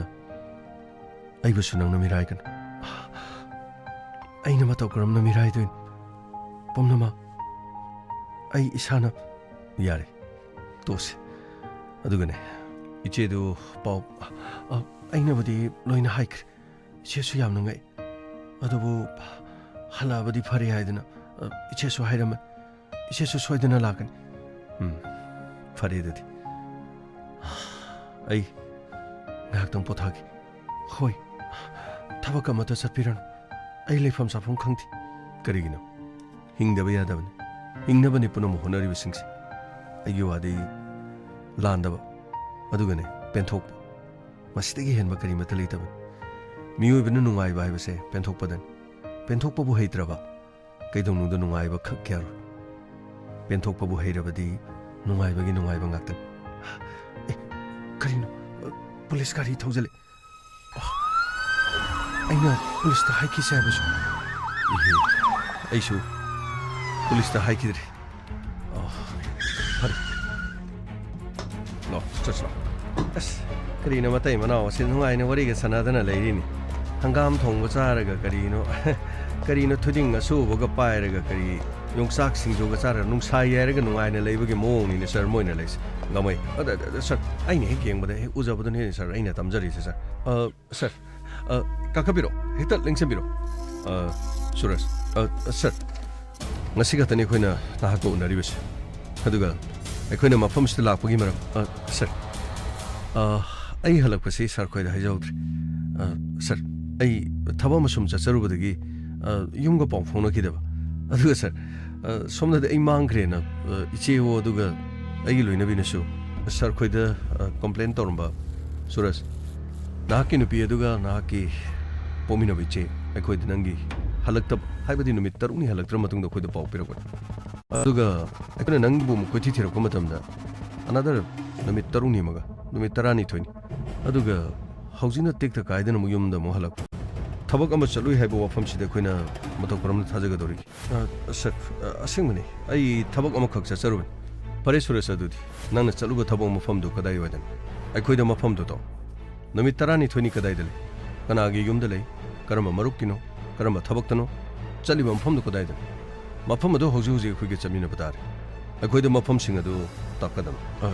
ꯁꯔ ꯑꯩꯒꯤ ꯄꯔꯁꯅꯦꯜ ꯑꯣꯏꯕ ꯑꯩꯒꯤ ꯊꯕꯛꯇꯁꯨ ꯁꯔ ꯑꯩꯈꯣꯏꯅ ꯍꯥꯏꯔꯤꯕꯁꯤꯕꯨ ꯄꯔꯁꯅꯦꯜ ꯑꯣꯏꯕ ꯊꯕꯛ ꯑꯣꯏꯔꯕꯁꯨ ꯑꯩꯈꯣꯏꯗ ꯀꯝꯄ꯭ꯂꯦꯟ ꯑꯃꯅ ꯑꯩꯈꯣꯏꯒꯤ ꯏꯃꯨꯡꯗꯒꯤ ꯂꯥꯛꯂꯕꯅꯤꯅ ꯅꯪꯅ ꯅꯨꯃꯤꯠ 12ꯅꯤꯗꯨ ꯀꯗꯥꯏꯗ ꯂꯩꯔꯨꯏ ꯀꯔꯤ ꯇꯧꯔꯨꯏ ꯀꯅꯥꯒ ꯀꯔꯤ ꯆꯠꯂꯨꯏ ꯋꯥꯐꯝ ꯑꯗꯨ ꯑꯩꯈꯣꯏꯗ ꯇꯥꯛꯄꯗ ꯀꯔꯤ ꯑꯀꯥꯏꯕ ꯂꯩꯕꯒꯦ ꯁꯔ ꯀꯩꯁꯨ ꯀꯥꯏꯕꯕꯨꯗꯤ ꯂꯩꯇꯦ ꯑꯗꯨꯕꯨ ꯁꯔ ꯋꯥꯐꯝꯗꯨꯅ ꯀꯔꯤ ꯀꯥꯟꯅꯕ ꯄꯨꯔꯛꯇꯣꯔꯤꯒꯦ ꯑꯩ ꯃꯥꯡꯈ꯭ꯔꯦꯅ ꯑꯩꯒꯤ ꯅꯨꯄꯤꯒ ꯏꯆꯦꯒꯅ ꯀꯝꯄ꯭ꯂꯦꯟ ꯇꯧꯔꯝꯃꯤ ꯑꯩ ꯍꯧꯖꯤꯛ ꯇꯦꯛꯇ ꯀꯥꯏꯗꯅ ꯍꯜꯂꯛꯏ ꯁꯔ ꯁꯤꯗꯒꯤ ꯍꯦꯟꯕ ꯀꯔꯤ ꯂꯩꯔꯒꯦ ꯁꯔ ꯁꯨꯔꯒ ꯅꯣꯝꯃꯒ ꯆꯥꯖꯕ ꯄꯨꯟꯁꯤꯅꯤ ꯑꯩꯕꯨ ꯋꯥꯔꯧꯕꯤꯒꯅꯤ ꯑꯩ ꯃꯈꯥ ꯇꯥꯅ ꯑꯩꯕꯨ ꯍꯤꯔꯝ ꯑꯗꯨꯗ ꯆꯤꯡꯅꯕ ꯀꯔꯤꯁꯨ ꯂꯩꯕꯤꯔꯅꯨ ꯁꯔ ꯁꯨꯔꯖ ꯅꯍꯥꯛꯅ ꯀꯔꯤꯒꯨꯝꯕ ꯈꯔ ꯑꯩꯈꯣꯏꯗ ꯂꯣꯠꯂꯦ ꯍꯥꯏꯕꯁꯤꯗꯤ ꯑꯩꯈꯣꯏ ꯈꯪꯉꯤ ꯑꯗꯨꯒ ꯀꯔꯤꯒꯨꯝꯕ ꯑꯩꯈꯣꯏꯅ ꯋꯥꯐꯝꯗꯨ ꯈꯪꯂꯛꯄ ꯃꯇꯝꯗꯗꯤ ꯁꯨꯔꯖ ꯑꯩꯈꯣꯏꯗ ꯅꯝꯊꯥꯛ ꯇꯧꯕꯒꯤꯗꯃꯛ ꯑꯗꯨꯒ ꯋꯥꯐꯝ ꯑꯗꯨꯅ ꯍꯦꯟꯅ ꯂꯨꯔꯝꯕꯒꯤꯗꯃꯛ ꯅꯍꯥꯛ ꯑꯋꯥꯐꯝꯗ ꯇꯥꯔꯣꯏ ꯍꯥꯏꯅꯤꯡꯉꯥꯏ ꯀꯔꯤꯁꯨ ꯂꯩꯇꯦ ꯅꯈꯣꯏꯒꯤ ꯅꯨꯡꯁꯤꯅꯅ ꯂꯩꯔꯤꯕ ꯅꯪꯒꯤ ꯅꯨꯄꯤ ꯅꯪꯒꯤ ꯅꯆꯥ ꯑꯗꯨꯒ ꯅꯪꯒꯤ ꯏꯃꯥ ꯅꯨꯡꯉꯥꯏ ꯌꯥꯏꯐꯅ ꯅꯈꯣꯏꯅ ꯄꯥꯟꯕꯗ ꯑꯩꯈꯣꯏꯅ ꯀꯜꯂꯛꯀꯗꯕ ꯀꯩꯁꯨ ꯂꯩꯇꯦ ꯑꯩꯈꯣꯏꯒꯤꯗꯤ ꯅꯈꯣꯏꯅ ꯅꯨꯡꯉꯥꯏ ꯌꯥꯏꯐꯅ ꯂꯩꯕꯗꯨꯅꯤ ꯃꯤꯌꯥꯝꯒꯤ ꯄꯨꯟꯁꯤꯕꯨ ꯉꯥꯛꯁꯦꯟꯕ ꯃꯤꯌꯥꯝꯒꯤ ꯂꯟ ꯊꯨꯝꯕꯨ ꯉꯥꯛꯁꯦꯟꯕ ꯑꯥꯏꯟ ꯀꯥꯏꯕꯁꯤꯡꯕꯨ ꯑꯥꯏꯟꯒꯤ ꯂꯣꯒꯤ ꯃꯇꯨꯡ ꯏꯟꯅ ꯃꯈꯣꯏꯕꯨ ꯆꯩꯔꯥꯛ ꯄꯤꯕ ꯍꯥꯏꯕꯁꯤꯗꯤ ꯄꯨꯂꯤꯁ ꯗꯤꯄꯥꯔꯠꯃꯦꯟꯒꯤ ꯈ꯭ꯋꯥꯏꯗꯒꯤ ꯃꯔꯨꯑꯣꯏꯕ ꯊꯕꯛꯅꯤ ꯑꯗꯨꯅ ꯅꯍꯥꯛꯅꯁꯨ ꯑꯩꯈꯣꯏꯗ ꯀꯣꯑꯣꯄꯔꯦꯁꯟ ꯄꯤꯕꯤꯌꯨ ꯇꯁꯦꯡꯅ ꯍꯥꯏꯔꯕꯗ ꯅꯨꯃꯤꯠ 12ꯅꯤ ꯀꯗꯥꯏꯗ ꯂꯩꯔꯨꯕꯒꯦ ꯀꯔꯤ ꯃꯔꯝꯒꯤꯗꯃꯛ ꯀꯗꯥꯏꯗ ꯂꯣꯠꯇꯨꯅ ꯂꯩꯔꯨꯕꯒꯦ ꯑꯗꯨꯒ ꯅꯨꯃꯤꯠ 3ꯅꯤ ꯅꯍꯥꯛꯅ ꯍꯜꯂꯛꯇꯕꯗ ꯅꯍꯥꯛꯀꯤ ꯅꯨꯄꯤꯅ ꯇꯨꯃꯤꯟꯅ ꯈꯥꯡꯗꯨꯅ ꯂꯩꯈꯤ ꯅꯨꯃꯤꯠ 3ꯅꯤꯗꯨꯒꯤ ꯃꯇꯨꯡꯗ ꯑꯩꯈꯣꯏꯅ ꯑꯃꯨꯛ ꯑꯅꯗꯔ ꯅꯨꯃꯤꯠ 3ꯅꯤ ꯑꯃꯒ ꯊꯤꯔꯛꯄ ꯃꯇꯝꯗ ꯅꯍꯥꯛꯀꯤ ꯈꯣꯡꯒꯨꯜ ꯀꯔꯤꯃꯠꯇ ꯂꯤꯕ ꯉꯝꯈꯤꯗꯦ ꯂꯥꯁ ꯂꯣꯀꯦꯁꯟ ꯑꯣꯏꯅ ꯅꯍꯥꯛ ꯅꯦꯁꯅꯦꯜ ꯍꯥꯏꯋꯦ ꯑꯃꯒꯤ ꯃꯌꯥꯏꯗ ꯂꯩꯈꯤ ꯃꯗꯨꯗꯒꯤ ꯐꯣꯟ ꯁ꯭ꯋꯤꯆ ꯑꯣꯐ ꯇꯧꯈꯤ ꯅꯍꯥꯛꯀꯤ ꯒꯥꯔꯤ ꯑꯩꯈꯣꯏꯅ ꯈꯣꯡꯒꯨꯜꯂꯤꯈꯤ ꯒꯥꯔꯤ ꯊꯤꯕ ꯈꯪꯈꯤꯗꯦ ꯅꯍꯥꯛꯁꯨ ꯊꯤꯕ ꯈꯪꯈꯤꯗꯦ ꯅꯍꯥꯛꯀꯤ ꯐꯣꯟ ꯑꯣꯐ ꯇꯧꯗꯨꯅ ꯑꯗꯨꯃꯛ ꯊꯝꯈꯤ ꯑꯗꯨꯒ ꯍꯧꯖꯤꯛꯅ ꯌꯨꯝꯗ ꯇꯦꯛꯇ ꯀꯥꯏꯗꯅ ꯅꯍꯥꯛꯅ ꯂꯩꯔꯝꯃꯤ ꯑꯩꯈꯣꯏꯗ ꯋꯥꯐꯝꯁꯤꯡ ꯑꯗꯨ ꯍꯥꯏꯕꯗ ꯅꯪꯅ ꯂꯣꯠꯅꯤꯡꯉꯤꯕꯒꯤ ꯃꯔꯝꯁꯤ ꯑꯥꯏꯟ ꯀꯥꯏꯕ ꯀꯔꯤ ꯊꯕꯛ ꯂꯩꯕꯒꯦ ꯋꯥꯐꯝꯁꯤꯡ ꯑꯗꯨ ꯑꯩꯈꯣꯏꯗ ꯍꯥꯏꯌꯨ ꯁꯔ ꯋꯥꯐꯝꯁꯤꯡ ꯑꯁꯤ ꯀꯔꯤꯁꯨ ꯂꯩꯕ ꯅꯠꯇꯦ ꯁꯨꯔꯖ ꯑꯣꯏꯗꯕ ꯉꯥꯡꯉ ꯀꯔꯤ ꯀꯥꯟꯅꯗꯣꯔꯤꯒꯦ ꯐꯔꯦꯅꯦ ꯉꯁꯤꯗꯤ ꯅꯪ ꯑꯩꯈꯣꯏꯗ ꯃꯤꯅꯝꯃꯣꯅ ꯅꯪꯅ ꯍꯥꯏꯔꯅꯨ ꯌꯥꯔꯦ ꯑꯗꯨꯕꯨ ꯅꯪꯅ ꯀꯩꯗꯧꯕ ꯆꯠꯂꯨꯏ ꯅꯪꯅ ꯃꯐꯝ ꯑꯗꯨꯗ ꯅꯨꯃꯤꯠ 12 ꯀꯔꯤ ꯇꯧꯏ ꯅꯪꯒꯤ ꯑꯔꯣꯟꯕ ꯂꯩꯕ꯭ꯔꯥ ꯅꯪꯒꯤ ꯑꯇꯣꯞꯄ ꯑꯦꯛꯁꯇ꯭ꯔꯥ ꯃꯦꯔꯤꯇꯦꯜ ꯑꯦꯐꯤꯌꯔꯁ ꯅꯠꯇꯦ ꯁꯔ ꯑꯗꯨꯒꯨꯝꯕ ꯂꯩꯇꯦ ꯑꯗꯨ ꯑꯣꯏꯔꯕꯗꯤ ꯑꯩꯈꯣꯏꯗ ꯍꯥꯏꯕ ꯌꯥꯗ꯭ꯔꯣ ꯅꯪꯅ ꯀꯔꯤꯒꯤ ꯑꯩꯈꯣꯏꯗ ꯃꯤꯅꯝꯒꯗꯧꯔꯤꯒꯦ ꯁꯔ ꯀꯔꯤꯁꯨ ꯀꯥꯟꯅꯔꯣꯏꯗ ꯁꯔ ꯃꯁꯤ ꯍꯥꯏꯐꯦꯠ ꯒꯥꯔꯤꯗ ꯍꯥꯞꯄꯒ ꯄꯨꯔꯒ ꯑꯁꯦꯡꯕ ꯍꯥꯏꯅꯕꯒꯤꯗꯃꯛꯇ ꯁꯔ ꯑꯩꯈꯣꯏꯒꯤ ꯑꯔꯥꯡꯕ ꯂꯣ ꯑꯗꯨ ꯇꯧꯕꯅ ꯐꯗꯧ ꯃꯥꯜꯂꯦ ꯒꯥꯃꯩ ꯁꯔ ꯀꯔꯤꯅꯣ ꯈꯣꯏꯗꯧ ꯁꯥꯎꯒꯠꯄ ꯑꯃ ꯌꯥꯎꯋꯦ ꯑꯩꯅ ꯍꯥꯏꯕꯗꯨꯅꯤ ꯁꯔ ꯁꯣꯏꯗꯅ ꯃꯁꯤ ꯑꯇꯣꯞꯄ ꯅꯨꯄꯤ ꯀꯣꯏꯔꯒ ꯁꯔ ꯅꯨꯄꯤꯒ ꯂꯧꯔꯒ ꯊꯝꯃꯝꯒꯅꯤꯀꯣ ꯁꯔ ꯃꯥꯅ ꯑꯁꯦꯡꯕ ꯍꯥꯏꯗ꯭ꯔꯤꯁꯦ ꯅꯨꯃꯤꯠ 12 ꯃꯥꯅ ꯂꯣꯠꯂꯒ ꯂꯩꯕꯒꯤ ꯃꯔꯝꯕꯨ ꯀꯔꯤꯒꯤ ꯃꯔꯝ ꯑꯣꯏꯗꯣꯏꯅꯣ ꯑꯗꯨꯒ ꯀꯔꯤꯅꯣ ꯍꯧꯖꯤꯛꯅ ꯃꯥꯅ ꯏꯔꯦꯝ ꯂꯦꯝꯅ ꯀꯔꯤꯁꯨ ꯇꯧꯗ꯭ꯔꯕꯅꯤꯅ ꯃꯥꯅ ꯍꯜꯂꯛꯑꯕꯅꯤꯅ ꯍꯥꯏꯔꯤ ꯃꯥꯅ ꯀꯔꯤꯒꯤꯅꯣ ꯑꯗꯨꯗꯤ ꯃꯥꯅ ꯂꯣꯠꯂꯨꯕ ꯃꯐꯝꯗ ꯑꯩꯈꯣꯏꯗ ꯍꯥꯏꯅꯤꯡꯗ꯭ꯔꯤꯁꯤ ꯀꯔꯤꯒꯤꯅꯣ ꯃꯥꯅ ꯂꯣꯠꯂꯤꯕꯒꯤ ꯃꯔꯝꯁꯤ ꯑꯩꯈꯣꯏ ꯈꯪꯕ ꯌꯥꯗꯕ ꯑꯗꯨꯒ ꯑꯥꯏꯟ ꯀꯥꯏꯕ ꯊꯕꯛ ꯑꯃ ꯁꯣꯏꯗꯅ ꯌꯥꯎꯔꯝꯒꯅꯤ ꯁꯔ ꯃꯁꯤ ꯃꯥ ꯁꯣꯏꯗꯅ ꯑꯇꯣꯞꯄ ꯅꯨꯄꯤ ꯂꯩꯕ ꯑꯣꯏꯔꯝꯒꯅꯤ ꯁꯔ ꯅꯨꯄꯤꯗꯤ ꯃꯥ ꯂꯩꯇꯦ ꯀꯔꯤ ꯍꯥꯏꯕ ꯑꯗꯨꯗꯤ ꯋꯥꯐꯝ ꯑꯁꯤ ꯄ꯭ꯔꯦꯃꯤꯅꯁꯨ ꯃꯌꯦꯛ ꯁꯦꯡꯅ ꯈꯪꯕ ꯁꯔ ꯄ꯭ꯔꯦꯃꯤ ꯀꯩꯅꯣ ꯅꯪꯅ ꯍꯥꯏꯗꯨꯕꯣ ꯍꯥ ꯀꯔꯤꯅꯣꯕ ꯁꯔ ꯄꯨꯝꯅꯃꯛ ꯑꯩꯅ ꯃꯔꯝ ꯑꯣꯏꯔꯒ ꯀꯔꯤ ꯍꯥꯏꯕ ꯅꯍꯥꯛꯅ ꯃꯔꯝ ꯑꯣꯏꯔꯒ ꯁꯔ ꯑꯩꯅꯕꯨꯗꯤ ꯁꯤꯟꯕ ꯅꯠꯇꯕ ꯑꯗꯨꯕꯨ ꯁꯔ ꯋꯥꯔꯧꯕꯤꯕ ꯌꯥꯗꯦ ꯋꯥꯐꯝꯁꯤꯡꯗꯨ ꯑꯩ ꯂꯣꯏꯅ ꯍꯥꯏꯖꯔꯒꯦ ꯀꯔꯤ ꯋꯥꯐꯝꯁꯤꯡꯗꯨ ꯂꯣꯏꯅ ꯍꯥꯏꯔꯒꯦ ꯅꯪꯅ ꯂꯣꯠꯁꯤꯜꯂꯒ ꯊꯝꯃꯤꯅ ꯀꯔꯤ ꯇꯣꯡꯖꯕꯅ ꯀꯔꯤ ꯁꯔ ꯑꯩ ꯔꯤꯖꯥꯕ ꯑꯃ ꯆꯠꯁꯦ ꯍꯥꯏꯗꯨꯅ ꯃꯤꯑꯣꯏ ꯑꯃ ꯂꯥꯛꯂꯒ ꯑꯩꯉꯣꯟꯗ ꯍꯥꯏꯔꯝꯈꯤ ꯂꯨꯄꯥ 9,000 ꯈꯛꯇꯪ ꯑꯩꯅ ꯂꯧꯅꯤꯡꯈꯤ ꯑꯗꯨꯕꯨ ꯃꯍꯥꯛꯀꯤ ꯃꯆꯤꯟꯅ ꯂꯨꯄꯥ 10,000 ꯄꯤꯒꯦ ꯍꯥꯏꯗꯨꯅ ꯍꯥꯏꯈꯤ ꯂꯩꯇꯕꯅꯤꯅ ꯒꯥꯔꯤ ꯊꯧꯔꯒ ꯆꯥꯖꯕ ꯏꯃꯨꯡ ꯃꯅꯨꯡ ꯄꯨꯖꯕ ꯏꯃꯥ ꯑꯁꯣꯟꯕꯤꯕꯁꯨ ꯂꯥꯌꯦꯡꯗꯨꯅ ꯂꯩꯖꯕꯅꯤꯅ ꯁꯦꯜ ꯈꯔ ꯄꯤꯒꯅꯤ ꯍꯥꯏꯕꯗꯨꯗ ꯑꯩ ꯍꯔꯥꯎꯈꯤ ꯑꯗꯨꯒ ꯅꯨꯃꯤꯠ ꯑꯗꯨꯗ ꯑꯩ ꯌꯨꯝꯗꯒꯤ ꯊꯣꯔꯛꯈꯤ ꯍꯥꯏꯅꯕꯒꯤ ꯃꯇꯨꯡ ꯏꯟꯅ ꯂꯝꯕꯤꯗ ꯃꯤꯑꯣꯏ ꯑꯗꯨ ꯂꯦꯞꯇꯨꯅ ꯂꯩꯔꯝꯈꯤ ꯑꯃꯗꯤ ꯒꯥꯔꯤꯗ ꯇꯣꯡꯗꯨꯅ ꯂꯥꯛꯈꯤ ꯀꯗꯥꯏꯋꯥꯏꯗꯅꯣ ꯆꯠꯀꯗꯧꯔꯤꯁꯤ सत्ता सत्बियो दो अखोई मी अमा लंबीदा मा सोइदना कारकन तो असिदा ले असे खांबिरो सिदा ओ यारे काखलो ओ असम सर मखोई लंबीदा मी अमा मुंगाइरम अदुगा मफम अमदा मी अमा मुंगाइरम मखोई मियोय अहुम सुखिरमिस मदुदगी मखोइना थौ हाइबा मफम सिंगदा आई गाड़ी दम थौदुना दम चटकी असुम लंबीदे सांगना थौरकदगी मखोइना गाड़ी खामननबगी हाइकी अमदी गाड़ी हे खामगा मखोइना गाड़ी दगी कुमथरलगा आइगी फोन मुनकी कइनो तदिबो आइगी फोन मुलिस कइगिनो हाय नंगी फोन जे सिदैदि मथौदु यादरे दुननि वारोबो यादे फोन से स्विच ऑफ तौरगे को नंग फोन से दम पिनी से दम थमगे तो नंग गाड़ी से मनुंगदा से उयाई को नंग फोन कइमतो पाइरो अदो गाड़ी से नंग थौबो यादरेने को कुमदरो कइनो तो बिसिबो अखोइना हाइसि वारोबिनोने कइनो अखोइना हाइबजे इंद्रगदिने अफबो ओइरो अखोइ अमुक्ता सिगुम थबकसे तौबो थबक नथि अदो तंगाइ फदबगिने अखोइन तौरसे लो सोम इरेम लेमना सोमदलो मनिंगदा सोमदो कुमदरो लो सोमदो कुमदरो से कइनो तौरसिबो यारे काखलस वाय अंगांना रुकेदरोगे से यारे को गाड़ी से अखोइ थौजरगे वारोबि यादे कइनो तौरसिबो नैना रिजार्व चसेना चलगा अइमोदो नखोइना तौरसिबो करिनो रिजार्व ने चलिसे रिजार्व नंग कइनो वार नंगी सेल लोइना पिगन असुमना आइबो मखोइ हमना फादुना पुरगा अफम खंगदबा मदा आइबो माइ मिट पुनसिलगा थंकी अदुगा मखोइना एंगोंदा वाहंग के हांकी करी वाहंग अदुगा नाना करी खोंकीबा सर आइदि मखोइना फाबददा आइ हिंगने हाइबदुम थाजत्रे मदुदगी आइना आइ माइ मिट पुनसिन्दुना कामदा हेक थंबगा आइबो हातुक पिरो हाइदुना आइ हाइकी अदुगा मखोइना दिंगोंदा वाहंग के आमरम हांगी मखोइगी मरु ओइबा मी मा लाखिनि हाइदुना आइबो नोंमा निनि हुमनि मरिनि मंगाद अदुम चथदुना अदुम अदुबो नुमित तरानि सुरक्पा मतमदा मियोय अमा लाक्तुना इंगोंदा इनों नोंगा वाहंग पाहंग बाहुकी नाहक प्रेमीबो क्याम नुक्सी करिनो प्रेमी आइगी लोइनबिनी आइगी नुपीबो आइगोंदा क्याम नुक्सी हंगलिबसिबो आइना माबु नुक्सीबगी नत्रो आइना माबु आइगी लोइनबी ओइना आइगी तलो इना लेरिबसे नचिन थिगनो प्रेमीगे नंगा करी मरी लेनरगनो नखोइनेने थुंगनख्रिस करिनो हाबिरिसिबो प्रेमीगा आइगा मरी लेनबा नथि सोम कनानो नखोइने आइबु मफम से नुमित तरानि होजि फाबुदा फाजननो थमनिबा ngasi फाबुदा नंगोंदा फुचैब्राने हा नंगोंदा फुचैब्रो आइगोंदा फुचैदि अदु आइदि हिंबदि यमनो वारि नखोइने फाखिबा नुमितुदा आइ हातोपिरो हाइदुना आइदि दुम हाइजबन तसिना नखोइने होजि हातके हारबसु आइदि करिमदो काइबा लेथि आइदि हिंबदि यमनो वारि नंगनि हिंबदो वारि हारिसे करि मरंगिनो हिंबदो सेल चंगे अदुगा आइ सेल सिंदो आइ थोकपा ngamथि आइगे लोइनबि आइ वाहनबसु पामथि इमाबसु वाहनबा पामथि अदुगा इसाबसु मी ओइना आइ सेमबा पाम नंगना मी ओइना सेमबा पामे सो हाय अदुगा नंगना सिनिंगिने करिखि आइ नखोइना मफमसिदा फादुना पुरुलिबसे आइबो हातकदबगी मरम सोइदन ओइरंगनि अदुगा प्रेमीगे मरमदा दुम हंगनिबसिना करि मरमगिरो हायो नखोइ प्रेमीगा करि मरि लिनबगी नखोइ आइगोंदगी करि पामनो नखोइना पामदो हायो आइना नखोइगी पुनसिदिगे पोरगना आइबो हातोकपिरो अदुगने आइगे लोइनबी अदुगा आइगी इच्छा आइगी इमा मखोइ अहुम तंगदी नखोइना वाता बादना मखोइबो अमुक्तदि थंबी करि हाबा नंग सिरगा नंगी नुपी लहोबा अदुगा नंगी नचाबो सुयो होबा अदुगा नंगी इमाबुसु माने आई मतिक सादबने आई सेल थोक्त्रबा मीनी आइना प्रेमीबु नुंसिरबसु ngasiदी आई सिबा पा नंगी नोंसिदी नोकु नोंनी आइदी नंगबु लोसिलगा प्रेमीगा आइगा मो थुंगनगे हाइना खनमदि आई मदुदा आई करिमता चिंगबा लेथि आइबु हातोपिरो मतम मांगहनबिरोन आइबु नुमित तरानी मफमसदा फाजनदुना थमबगी महता आइबु हातोपिरो अदुगा प्रेमीगा आई चाका मखोइबु नुंगाइ याइफना थंबिरो आई करि सोइजरो आई नखोइदे करिमता येथि नत्रगा नखोइने इंगोंदगी होजि करि पामगे नखोइने आइबु मफमसदा फारिबसे आइबु हातपा नत्रो नोइना पामिसे अदु आई हातपदो यारे आई सिजरगे आइबु हातपिरो आइबु करिगिनो होजि हिंगनबिरिसिबो आई हातोपिरो अदुगा नखोइगे निंगबा पामदो लोइना पांगतोपिरो लोइना पांगतोपिरो अंगकपनि ꯑꯩꯗꯤ ꯅꯪꯕꯨ ꯐꯥꯔꯒ ꯅꯪꯕꯨ ꯑꯣꯠꯅꯩꯕ ꯑꯗꯨꯒ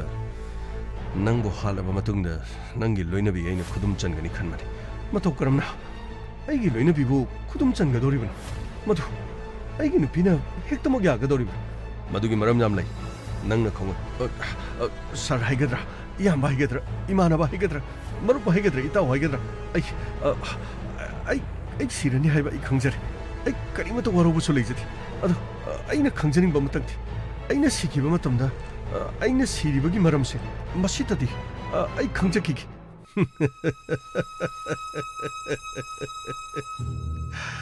ngasi fawada thengnarakpada nangi mohong matawsidi amuktabu thengnarakdri aidi nangbu uraga yamna sawgadra khanbani adubu mafam asida nangi mawong nangi attitude nangna tawthoroliba mo nangi beba yama nahadagi numitarani lebinai se singaktani mai akoi mo odu kupana bo set thadi mana chaning thaning bo loina pijaragani thamisi fare nangna maramadu khangingadi tar maru itaw ai maramdu ta khangjaki adu ai sirabasune ai fajana khoya tumchina ai sibangam bo oijaki ai gi nupiga kari mari leinabano ai sidagidi ai no kanada hairuni ai di sigidorobani ai na mingonda hairu doksu leitre ai na sirakanda kanada hairu dino lei pakta chalaga ina hairu bada kanana ta durigi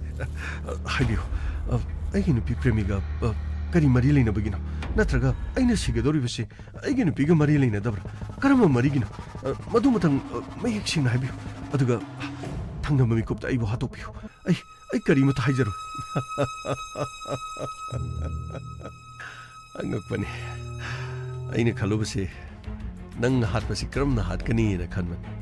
aisu punsida arana thabagama ta toroti ai tasingna haibadi nangbu mafamasta fadana porokasi aigi plan aduga masida nangbu halaba matungda nangi nupiga iga anoba punsi lambi ma semba haibase masina ai ani shuba plan adubu sir ai bu hatbiyo kaisho kaiba leiti ai hanna haijari adubu sir ai bu hat kadoribase premiga thungnanabagi maram adu khaktara natragana atopa maram ama aduga sir premiga leinaba mari madu tangde ai khangjaraga ai adum sijakrake madu matangde haibiyo suras haibiyo nangdi laibok phaba min kari haiba aidi laibok thiba min kari haiba kari matangdano aina maram oraga mane nangna maram oraga kari itaw aina maram oraga di ai siba matik sai ai bodum hatopiko ai sinanamagi sem sajagi adu ai kari maramgino haiba tungdi ai khangjaki nanga thungnariba nangi loinabi premi aigi matam amagi nungsibane kari haiba matam amagi nungsiba adudi hojiksu maga mari hojikti maga iga mari leinatre maga iga kariguma mata paw phonaba leiti mahak nangna lohongkiba mahak yaningna hongkiba lohongba nathi imung manungna namduna sinkibani adubu ngasisu mahak aigi mangda leplarabadi aigi nakta mahak soidna lakani maduda nathi aiga maga sari wasaknakiba nungsibagi asengma lipun semkiba wari kaya lai namduna makhoigi ahalamana aibu inthok amlaga surasta lohongnanabagi dabak imung manungna sinkibani adubu aidi nungai yafaba imung manung sunati hoi matam amada lawsing khara leirame inkhol aduga punamaktu pabung nabada mu ayama loini yonkre madudagi mu imana salakpadagi imala yengnabu honabada ayama su loikre adubu mamai thangda lemawba sel kharana car amakak leiraga leijahubaduna car duna aina taxi oina chenjaban aidi sel thokpa misunati aingoda matau karamna premi bu thajanabagi madudi imung manung yanabagi makha ponkhibane madugi asengma maramda ai khangthi adubu aingonda leigadabagi saruk nangonda leibane hena phai haduna makhoigi imung manungna nak namduna setnuna lohongkhibane ai kariguma matu phai lekhiti phana nungsirabasu aigi thawai urabasu aigi premi chahi tara hena nungsinabagi mari leirkiba adu nungsili pundi nang semki ai sanale pak manipur thadok duna mapalam da chatki ai mafam adu da private job ama tawduna dek madudagi phangakpa senpham sing ai nongma nongmagi tungsin tasenduna lek madуда aina sanale pak manipur da tholanga aina license gan nama loba aduga nangbu aina mi khara neklaga pharaga karigumba amata police na su thiba ngamloidaba khangba ngamloidaba mamangda nangbu hatokkraba matungda nahak sirabadi aina magi mamangda lepa matamda mahak soidina ai tungda soidina muk lakani mahaki macha ani leirabasu ohum leirabasu manga leirabasu aina mabu punchi chupagi thadolo aina mabu matam chup ai loina bi oigani haidana aina khallaga laki kaishu kaidi itaw no pamado adum chathabi aidi karimeta khangjadabane nakhoi mari leinei aduga nungsinabagi siti nomata su ingoda premine so pande adu kariguma lohongdring ida palamladi ai lohongbodo ai tomasu adum tongani ingoda itawna khajitang haibiramadi ai lohongbodo ai hongomoidobon adu hojikti loi hogre hojikti ai isama leire adu ai bu halaga nakhoi gi pangthokadaba thabak sing tho makhatana dum pangthopi ai kaishu kaiba leite aina aigi nupi adu aigi icha aina maning thungan mangamti ai bu hatopiro ai kaishu kaiba leite ai premi bu su warokti nakhoi gi hana leramba paski wari ai khangti adu aiga maga lohongpo matamdati ma aigi loinabi punchi supa aigi nupi oigani haiduna lakkibani aiti mabu aigi nupi oina sakhangi bakatan ai hatopiro ai hatolaga adum aningba pamado itangno pamado domak chathabiyo suras ai bulana loguna ai nangi yom thukai haiduna lakpadi nati adu aina haribo wafamsida singmane kerole kaide chattun hong premiga kanaga mari leinarongge haibado mipung khudingda hong magi college ta taminarko mahaki marup singda hong aigi manaba singda hong aiga premiga lerakpa mari punamak mipung khudimona loina khangmane adubu aibu matik chade habagi damak makhoigi mama mapana aibu inthoklamlaga namduna aibu nungsidhe aibu pamde habagi damak nangonda premi thajaki अदुबु सिंगनबा मगा लोइनना company दे थबक यावरु रंग सिदि लमदम सिदा हलकलगा नंगबु हालगा एना प्रेमीगा थुंगनगे हाइदुन खनखिबन आई करिम तो काइदि आई करिम तो वरौ बलेति सि हाटका दबले रदि हातु पिरो आइना सिगेदोर मि मरमसे हौजि ते खंजरे आइना नुक्सिनबा निगि मरक आइना पल्लो खिबनने आइगे इरालनि अदुबु मरु हाइगद्रा इता हाइगद्रा आइगी इच्छा अदुग प्रेमी मखोइबु लुनदि थम्बियोको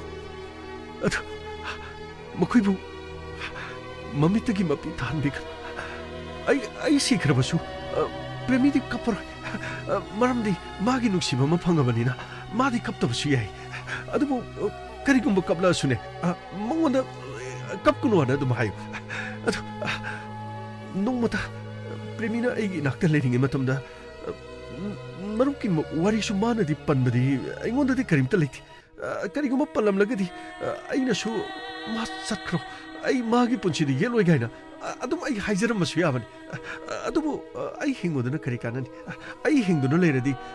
मपुरोइबा लेना प्रेमीदा सोइदना मीना ngangnagani प्रेमीदा सोइदना मीना बदनाम तौगन करिगुम्बा मपुरोइबा आई लेखिदबा थारगदि मा हिंगबदा वाबदगी मपुरोइबा लेतबदगी माबु नुंसिबा मगा युम पानबा ngamnanabagidama अतोप्पा नुपा अमदा मयुम पानखिबनि हाइदना मीना हाइनगन आई लेना माना अतोप्पा नुपा अमदा मयुम पानखरबदि मीना माबु थिना ngangnagन आई प्रेमीदा थिना ngang आई पामथि आई वातो पिरो से नोंमै पुबिरो कदाइदनो से हेक्ता हाटपिरो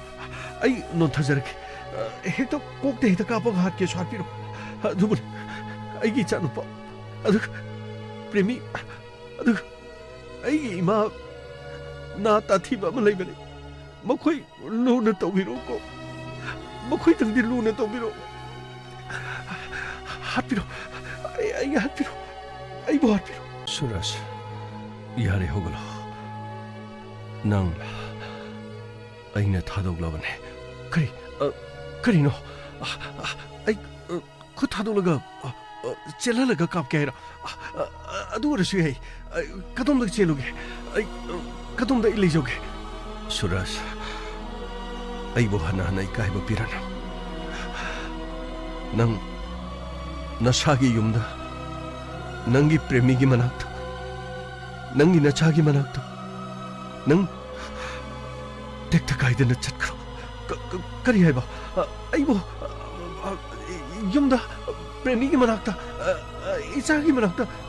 आई चटकरो है बा माने चटकरो मफम से थादोक्तुना चटकरो करीनो हाइरिबो मफमची अदुति प्रेमी अमुक वफम से प्रेमीदा अमुक्तंगदि तंबियु अई मपालमदा मतम कुइना लेरुई हौजिक थोलक्तुना मफम असिदा प्लान असे अइना तौबने हाइना तंबियु अदुबु इताउगी थमोइ सेंबा इताउना प्रेमीबु नुंसिबा इताउना प्रेमीगी मचाबु नुंसिबा अदुगा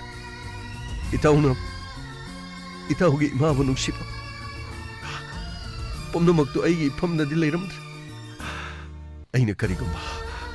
नाकपु हातलगा प्रेमीबुदि खुदुम चनखिबा याय अदुबु प्रेमीगी थमोइबुदि अइना खुदुम चनबा ngamlaroi पुम्नमक अइगी लाइबक्ता तमलमने पुम्नमक अइगी मपोक असिदा तमलमने अदुगा मसिमतंगदि तंबियु आई अमुक खना नखोइगी पुंसिदि येलक्लोइ हाइदुना अमुक्तंग तमबियु ngasiदगी नुंगाइ याइफना पानबियु अदुगा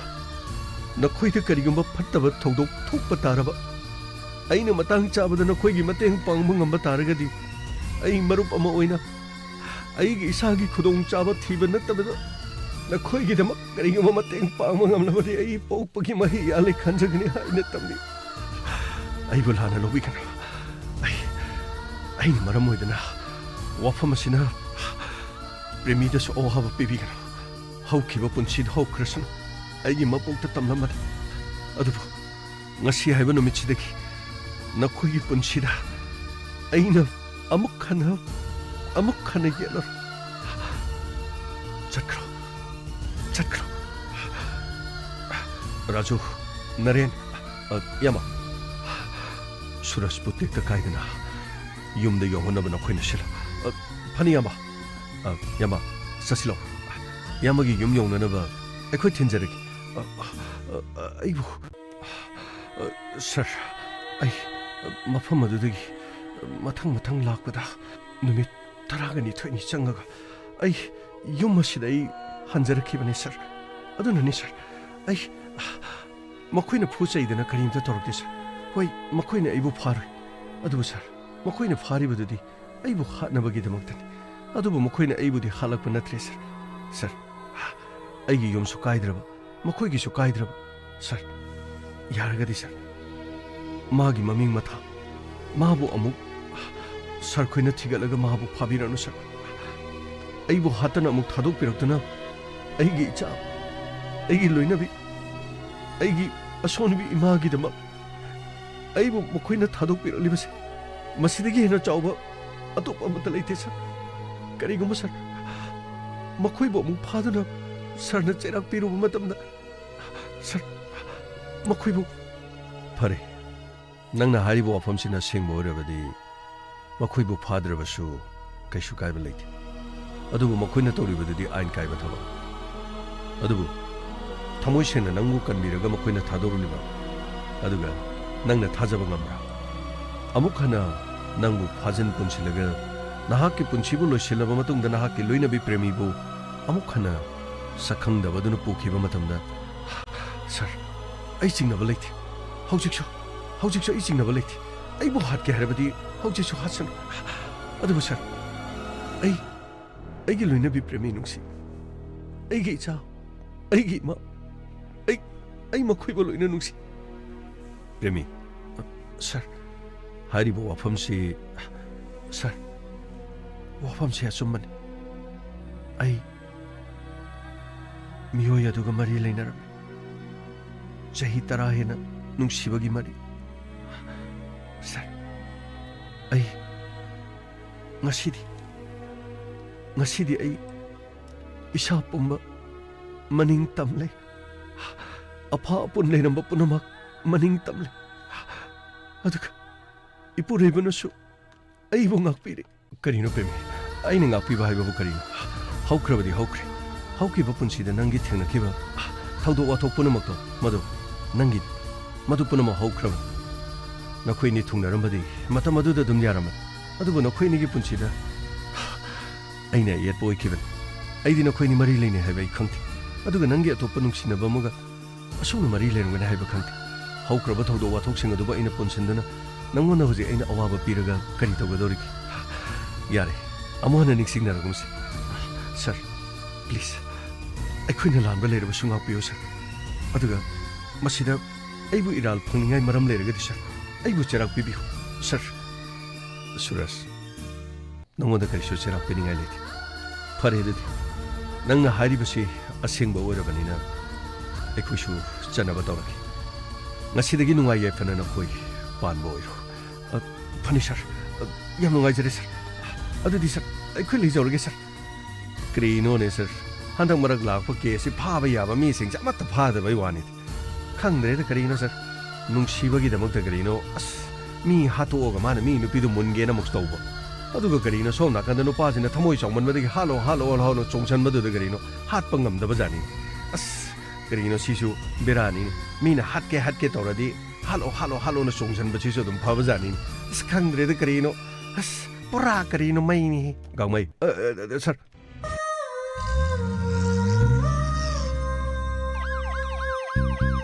lakle inspector tayai lakle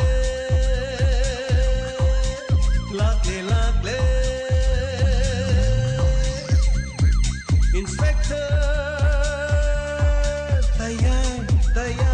tayai uthanaba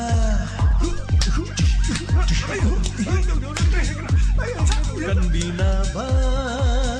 Thank you, sir. Welcome. Uthanaba. Kanbinaba. Inspector. Tayai. Lakle. Inspector. Tayai.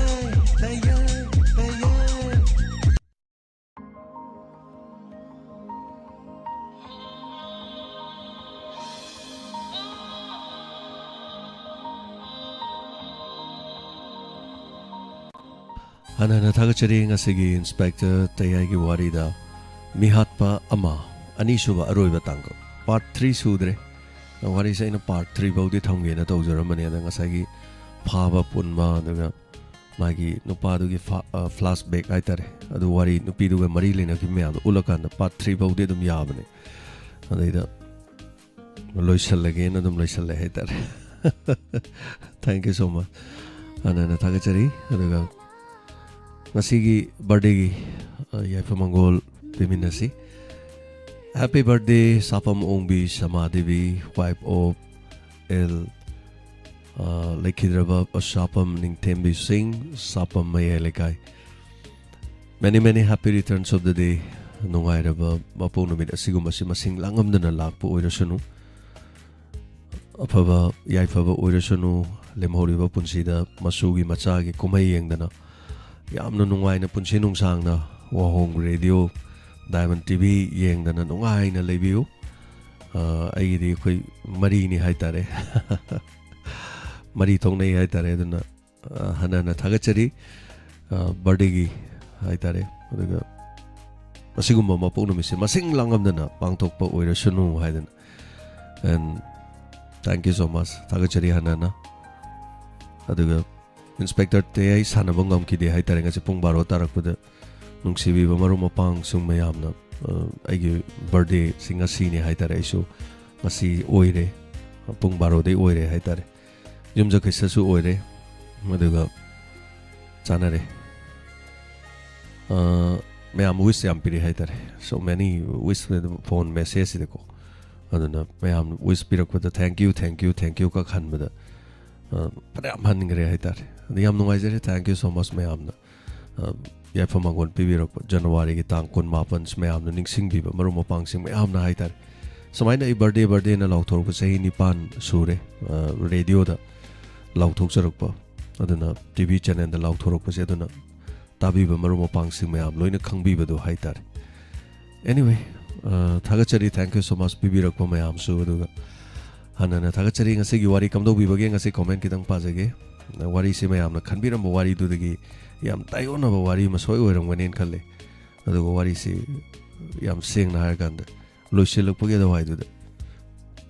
mitegi pi ba ta han mangam ba wari ni hai ta mayam ta ba ta da di khangde lijari ba idi ta gre hai tar aina wari du gi manung hutna khangbagi hai tarin thagachari Sarjenta Kumar Aroiba Pawadi Yamna Fazai Sibagi Kayatagi Halakpani Puning Nusina Lori Tapiri Thagachari Hana Tamoi Shengba Chumbana Mai Pakpani Yamna Fazai Thagachari Sarbono Sanato Minaurem Thagachari thank you so much aduna wari si hana mamang tagda sumaina liba wari mi yaudri nasi wari si yamna angak po wari ni haitare sangsu sange ngasi di wari se aduga druba gi togi issue ma haitare ko koina ngasagi army siba gi issue ma jo hapsan ba haitare aduna kitang su sange aduga wari si thagachari loy foba yobiri ba sing sabir maibam ranibala laisang them thagachari aduga lalita yengko thagachari Nupasigi ming di khangandre mayam no wari se na hoi ming khangandre ming di lole sakhang da ba haisin adana thagachari longjam saning khombi thagachari hanana sabir hendi laishram happy birthday yamba matam punamutamai pakpo view na takpirak thagachari hendi na wish yana na pibirak por male live chat thagachari hendi aduga oja jenta thagachari thank you so much long jump saning kombi thagachari hanana thank you so much comment macha mani dang pajagi ge adiga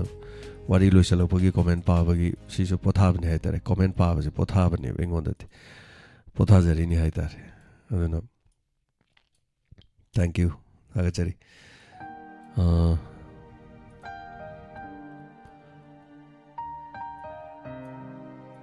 comment jam lai Razauddin Khan thagachari wari si fazai na tapire thank you so much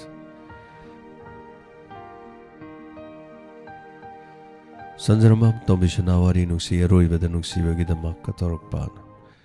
thagachari sanai bi waka thagachari gangwese faning male Larita ingkom thagachari Ajit Laisram ngasigi wari sidi angakwa takre na tapiri yes Tawai lai thagachari santi Laisram thagachari yamungai tapir ko longjam chani kombi Indo inam thagachari kalpana nongthombam sarjenta thagachari imamani tombi asem thagachari sigi tangkak nungai na tapirokpa edam binodini thagachari wari siam na fazain tapirokpa Ibeman ningthokong dagi thagachari asigi tangkak wari fajakri na takpirakpa Suraski senglava thamoina joy oheli na takpiri thagachari Sabir thagachari Thank you so much mayam Ahan meda sargi mapong numilakpada wish pijari happy birthday na takpiri anai gaudabo ibiyo Sordo kurumjari na Ronita Guru Aribam thagachari love na ID me yawi bye bye na hairi nungaina pothabiu rani balali sang team thagachari punamak santi lai shram mingse anjan yawbani na ina kharasu kanjabani sanatomi naurim thagachari loin chengkhakre message mong tana batare krayogre okay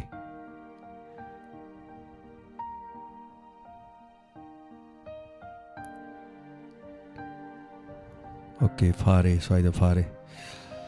BK Wang thagachari yai Suras ki wakalon su yai MEEHATPA ama ani suba saruk ani nga leitana tabada nungai jai aduga roibada gangmai gi dialogue na muk nohalle thagachari anana thagachari thank you so much Razauddin Khan thagachari Sir James happy birthday tapirapa thagachari anana aduga longjam chaning kombi idam binodini thagachari Tawai lai Kuraija Memi MEEHATPA ama ani suba saru very nice Dhruva ito gangmai makol tapire thagachari Lulu maring mai happy birthday tapire aduga Tawai lai happy birthday tapire aduga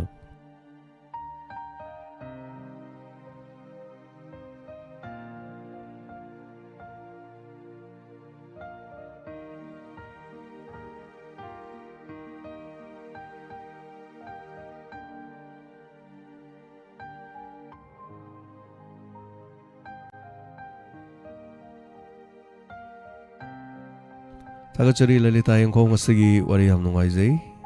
Suras asibo ina fangadabada yamna wajaramani na tapire thagachari Angobi Devi Sagolbani ma thagachari Brajeswari Takal Chamam thagachari Sanatomi Naurem Brahmo Naurem thagachari Tungnaba khakta nungsiba nate wari sem nungai tapire thagachari Sabir Suras ki wakalon ngakta ngamde phara kanda di ko sidai hello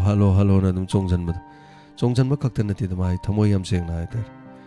ai ware isen tan ngamdre ai nupi ai sa nungai na thamo ngamdre nang mari lenar me ai di nang ma bulu na chana thambiu ai hatok piro mai mong du hai tare no pa thamoi ji pethok ki bai tare mai mong du thagachari yung khai ba melen ya pamangon pibirak pa na thagachari aduga hena mai pa po ibiu tai mong mapuna chanbi po ibiu na tapire thagachari lalita na mai rapam ngasigi episode am fazai dialogue ngai kren tapire character khudi mong malen tapire thagachari tauren thamen thagachari wari nungai raga hekta loi khiba sidi asa no mathela mane ne thagachari tauren thamen anana thagachari aduga sangming pau thagachari Happy birthday Sir James gangmai hojik na lan taunariba makhoi de gidi songchalo yade ko moidi soidana hatkini ne nungai na losen kre na tapire lan tawudu gudi khenari haitaren aduna maram do mani haitar thagachari Sir James tang se wari nungai je tapirak papita khen thagachari kalpana nong thoma punama Sarat Kumar thagachari happy birthday na tapirokpo Renuka Kaksing many happy returns of the day Rani balali sangtem thagachari ngasi inspector tare story lo silakpada nohole Tombi nongtombam thagachari Dinachandra Kaisam thagachari happy birthday tapirokpo thagachari Punima Chengakam thagachari Sanaibi thagachari anan pado ibiu na tapirokpo Anana aduga Sarjenta once again thagachari Rakesh Irom Kuraija Memi thagachari panama yawbiri basing Lalita nawairapam happy birthday na tapire thagachari comment jam grenga sidiko thagachari birthday ke supi birakpa thank you Sakuntala memang wari fazai na tapire thagachari aduga anana yawbiri basing panama yapamangon bibirakpa koi ine ima samabasu efamangon pibirei Sarat Kumar thagachari punama ima sakhi nam thagachari pabalo ngamdre BK Wang thagachari Sir James happy birthday tapire pono mina lakpada na yaudo toru mai papo ibion थागतचरी मयाम की सेवा मतम सांगना कुइना तौब ngamba हाइबा तारेने तो ओइजगे नाबा येकपदि दम सागोना लेरे दम अनाबदि हाइतारे अनाबदि लाइथोंग ओइ लेरम कैसुम खंदरे अदुगिति अदुबु नारसु इदा गुली चारगा अदुम फबदो अदुइ चांगदो हाइतारे अस नुंगाइबना लोइरे मकोक्तगी ताबने हेना नुंगाइना तापेरे Santi Sagar Chirong. Thank you so much. Lucia Chom. Pramo Naurem. Tagachari birthday gi wishing Pibirokpa. A long life filled with health, happiness and joy. Thank you so much, madam. Tagachari Pibirokpa sing. Special crime updates su yaur di krasem biro. BK Wang. Wari Piktan Laibani sing mom da. Tam tam na hojarake. Ai tam tam na hai hantak crime update am same ki do. Mi phanam yengre singyang kai humpu yengre yam nuwaise hona jarke dum sana okram thank you so much ya famagon pibirokpa adaga sakhi yumnam ima sakhi thagachari lulu maringmai thagachari lulu maringmai happy birthday bro na takpirokpa isona matam pombada tawjan bi oisunu takpirokpa lulu maringmai thagachari ngasi live yaubire mai pakpa Shorter Tony Jari na tapire. Thank you so much. Ajit Livestream. Happy birthday tapire. Eliza Devi. Happy birthday. Da James na tapire. Thagachari Eli. Thank you so much. Dijan Maibam. Romeo. Thagachari. Lovely. Sagol Sem. Loishan jagi ngasi gidi matang ngasi da swai da sum. Yam sang na comment so pare. Sana okram. Thagachari hanana. Ajit Livestream. Hindu oinam. Pabada chithaba punima chingakam. Thagachari chita jaba yaura su ngaupi gani gurung gurung chen gi banina o haude naurem pramo once again thagachari apaba yai pabo iminarasi anobo wari maga loina na hayeng amok poduna laksege kari wari oidoina wari solution thokre mayam da ngarang changang na bado ngasi potha halage haidana mayam da igi birthday gi wish ma sum pibirak paga loina mayam da su sina Wari sina haitare aigi maikedi ki khudol mo ina haitare Thank you so much afaba ya fabo iminarsi imale baki damak himinasi re paki damak leminasi khoyama to ina imale bang yai fari punamak korumjari punamak kushinjabe yablokjari sandokjari bathora mais kom na makha chatha jakigani radio ki unadi matang asida lotion be yabadolokjari imale bang yai fari korumjari